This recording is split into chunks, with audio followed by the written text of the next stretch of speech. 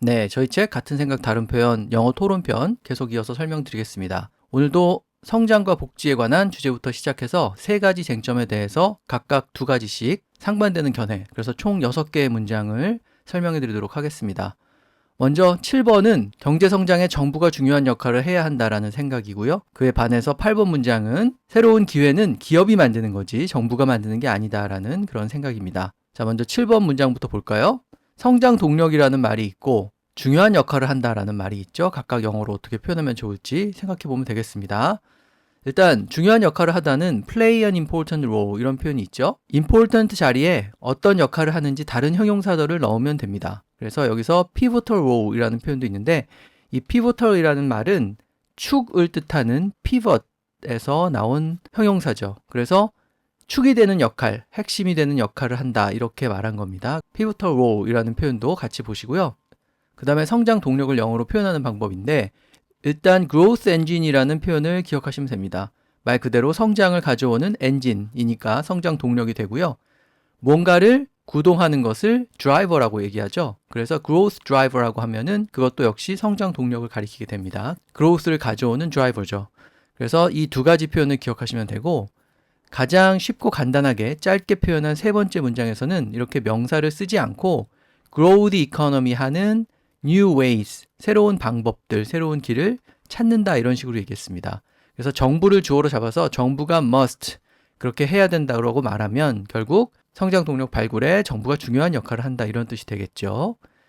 그래서 중요한 역할을 하다 play an important role, pivotal role. 그 다음에 성장 동력은 growth engine도 좋고 growth driver도 좋고 아니면 find a way to grow the economy 이렇게 좀 길게 풀어서 얘기를 해도 좋겠습니다.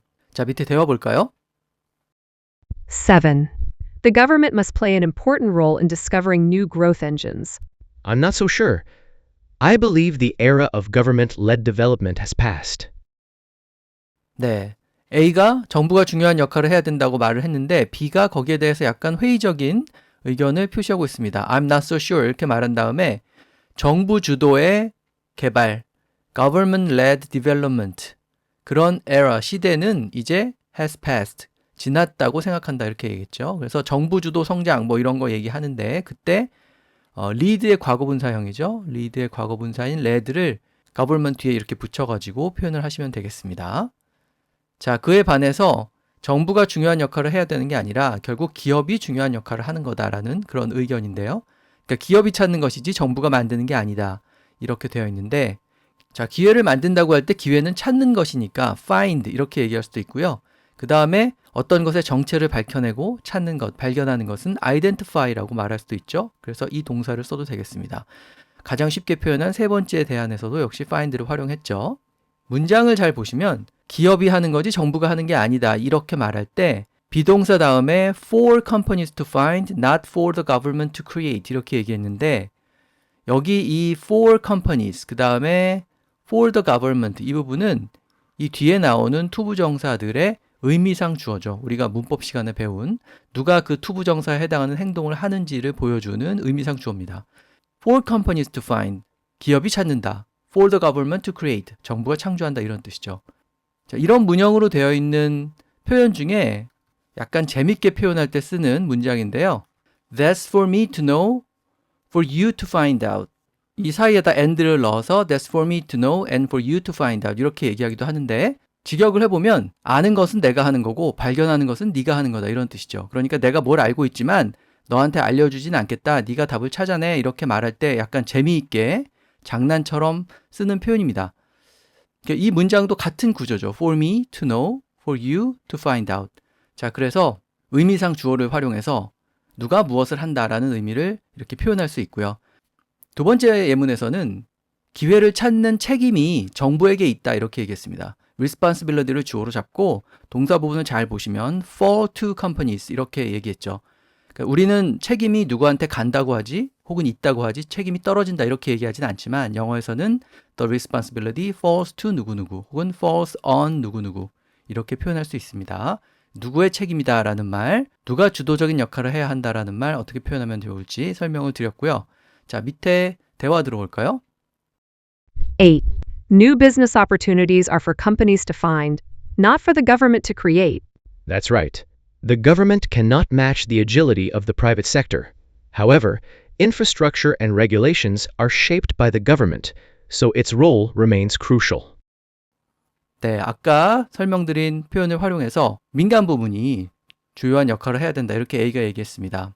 그 B가 거기에 대해서 약간 다른 생각을 표현하고 있는데 Government cannot match the agility of the private sector 이렇게 얘기했죠. agility는 민첩함이라는 뜻이죠. 그래서 여기서 제가 순발력이라고 번역을 해봤는데 민간 부분의 그런 순발력, 민첩성을 match, 그 민첩성과 견줄 수가 없다, 따라갈 수 없다 이런 뜻이죠. 하지만 인프라라든지 infrastructure, 그 다음에 규정 같은 것 혹은 제도 같은 것은 정부에 의해서 shape, 형성되는 거, 만들어지는 거기 때문에 정부의 역할은 여전히 crucial, 매우 중요하다고 말할 수 있다 이렇게 얘기했죠. 그러니까 정부 역할이 안 중요한 게 아니다. 특히 infrastructure와 regulation 관련해서 중요하다 이렇게 답을 했습니다. 자, 그래서 정부의 역할이 중요한가, 민간 부분의 역할이 중요한가에 관련된 쟁점을 하나 봤고요. 그 다음에 주제를 바꿔서 빈부격차, 양극화에 대한 문장을 보겠습니다. 빈부격차가 지난 10년간 많이 벌어졌고 한국에서 유독 그 문제가 심각하다 이런 생각이고요. 그에 반해서 전 세계적인 현상이고 우리나라만의 문제는 아니다라는 그런 의견입니다. 먼저 9번 문장부터 볼까요? 빈부격차가 10년 동안 벌어졌다. 빈부격차를 나타내는 말과 벌어지다라는 말을 기억하면 되겠죠. 빈부격차는 gap between rich and poor 이렇게 얘기하면 됩니다. 말 그대로 부자와 가난한 사람 간의 갭이죠. 이 갭 자리에 이렇게 disparity를 써도 됩니다. 가진 사람과 안 가진 사람도 이렇게 바꿔서 haves and have-nots라고 하면 되죠. 동사 have에서 파생된 명사 표현인 거죠. 그 다음에 가장 쉽게 표현한 세 번째 문장에서는 부자는 더 부유해지고 가난한 사람은 더 가난해졌다 이렇게 얘기했죠. 그래서 rich got richer and the poor got poorer 이렇게 표현할 수 있습니다. 이것도 빈부격차가 심해지다에 해당하는 아주 간단한 표현이죠. 그 다음에 벌어졌다라는 말은 동사 widen을 쓰거나 확대되었다는 의미에서 동사 expand를 쓰거나 이렇게 표현할 수 있죠. 자, 밑에 대화 볼까요? 9. The gap between rich and poor has widened over the past decade. Right. Higher GDP per capita doesn't mean that everyone's quality of life has improved. I think the main reason is the surge in asset prices. 네, 빈부격차가 벌어졌다는 얘기를 A가 했고요. B가 거기에 동의하면서 1인당 GDP 증가, GDP per capita가 높아졌다고 해가지고 모든 사람의 삶의 질이 has improved, 개선됐다고 말할 수는 없다라는 거죠. 그래서 그 가장 큰 이유로 이 사람이 꼽고 있는 것은 자산 가격의 급등이다. asset price의 surge다 이렇게 말했습니다. surge는 어떤 것의 급등을 표현하는 명사이기도 하고요.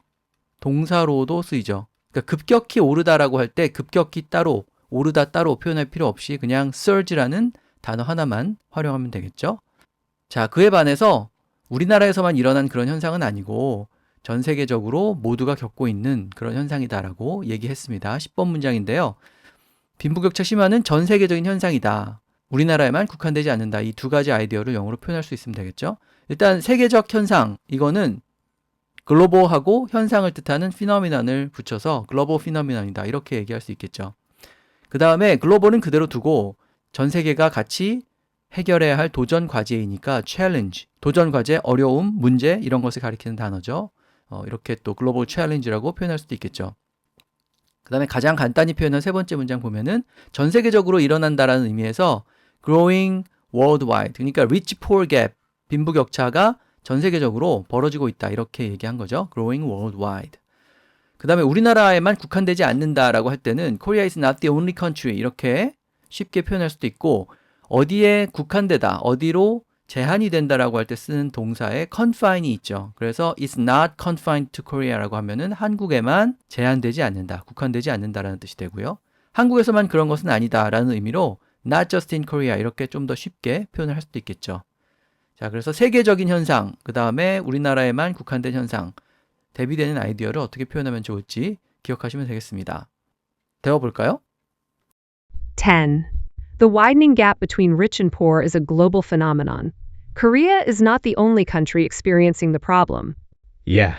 It's a global phenomenon driven by technological advancements, soaring asset prices, and financial globalization. 네, 세계적인 현상이다. 우리나라만의 문제가 아니다. A가 이렇게 얘기를 했죠. 그랬더니 B가 거기에 동의하면서 몇 가지 정보를 더 덧붙이고 있는데 Technological advancement, 기술 발달, 그 다음에 soaring asset prices, 자산 가격 상승, 그리고 financial globalization, 금융의 세계화 같은 것이 이런 현상의 원인이다라고 얘기했습니다.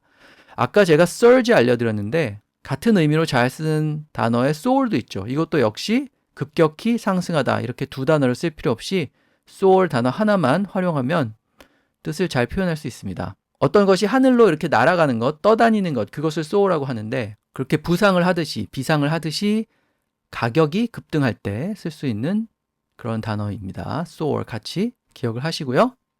자, 그 다음에 세 번째 쟁점인데요. 최저임금 인상에 관한 것입니다. 최저임금을 급격히 인상하면 오히려 소상공인들이 타격을 입게 된다는 생각이 있고요. 그에 반해서 지금 최저임금이 너무 낮기 때문에 최소한의 생활이 보장되도록 높여야 한다라는 그런 생각이 있습니다. 자, 먼저 11번 문장인데요. 급격히 인상하면이라는 말하고 그 다음에 타격을 입는다라는 말을 영어로 표현하면 되겠죠. 아까 급격히 인상할 때 surge라든지 soar 같은 단어가 유용하다 이렇게 말씀을 드렸는데 여기서는 부사를 쓴다면 sharply를 기억하시면 됩니다. 그 다음에 명사 중심으로 표현을 한다면 비탈이 가파르다, 상승세가 가파르다라는 의미에서 steep을 쓸 수 있습니다. 그래서 a steep rise in the minimum wage는 최저임금의 급격한 인상을 가리키게 되죠. sharply 혹은 steep 이런 단어를 활용해서 급격한 인상을 표현할 수 있고요. 그 다음에 타격은 가장 쉽게 표현하는 방법이 hit을 쓰는 겁니다. 이 hit은 동사도 있고요. 명사도 있죠. 여기서 take a hit이라고 할 때는 명사로 쓴 거고요. will be hit 혹은 뭐 hit hard 이렇게 얘기한다면 큰 타격을 입다니까 동사가 되겠죠. 두 번째 대안에서는 타격을 입는다라고 하지 않고 부정적인 영향을 입는다. negative impact라는 표현을 썼습니다. 그래서 부정적인 영향을 주는 원인을 주어에 잡고 그것이 소상공인한테 부정적인 영향을 줄 수 있다. 이렇게 얘기한 거죠. 자, 세 번째 가장 쉽게 표현한 대안인데 해를 입히거나 어렵게 만드는 거니까 hurt라고 또 표현할 수도 있겠죠. 그래서 급격한 인상은 sharp increase는 hurt small businesses. 소상공인에게 해를 준다. 이렇게 얘기한 거죠. 그래서 급격한 인상을 가리킬 때 쓰는 sharp, sharply, steep 이런 단어랑 타격을 말할 때 쓰는 hit, impact, hurt 이런 단어들을 기억하시면 되겠습니다. 자, 밑에 예문 볼까요? 11. If the minimum wage is raised sharply, small business owners will end up taking a hit. Exactly. Higher labor costs will force the owners to cut staff or even shut down. That's why wage increases should be gradual. 급격히 인상하면 오히려 소상공인들한테 타격이 된다. 이 말을 A가 했고요. B가 거기에 동의하면서 인건비 부담, labor cost가 높아지면은 직원을 줄이거나 폐업을 하도록 force, 말하자면 강요를 하게 된다는 거죠. 그래서 소상공인들한테 cut staff, 직원을 줄이거나 아니면은 shutdown, 사업장을 닫아버리도록 그렇게 강요하게 된다. 그래서 wage는 gradual하게, 점진적으로 올려야 한다. 이렇게 얘기를 했습니다. 자, 오늘 마지막 12번이고 최저임금이 너무 낮기 때문에 올려야 된다는 의견입니다. 최소한의 생활을 보장한다는 말을 영어로 표현하면 되겠죠. 일단 너무 낮다는 그냥 too low 이렇게 표현을 쉽게 하면 되고요. 그 다음에 최소한의 생활은 앞에서도 나왔던 표현인데 minimum standard of living 이렇게 standard라는 표현을 적절히 쓰면 되고요. 세 번째 대안에서도 basic living standards를 맞춰줘야 된다 이렇게 얘기했죠. 근데 두 번째 대안에 보면은 decent livelihood를 위해서 최저임금을 높여야 된다라고 했습니다. decent는 뭔가가 괜찮다, 뭐 건실하다 이런 뜻이죠. livelihood가 생계를 의미하기 때문에 어느 정도 수준이 있는 생계, 그것을 이제 decent livelihood라고 말한 거죠. 그 decent livelihood를 유지하기 위해서는 최저임금이 더 올라가야 되는데 지금은 너무 낮다 이렇게 얘기한 거죠. 그래서 fail to meet the basic requirements, 기본적인 requirements, 필수사항, 요구사항을 meet, 만족시키지 못한다. fail 이렇게 말한 거죠.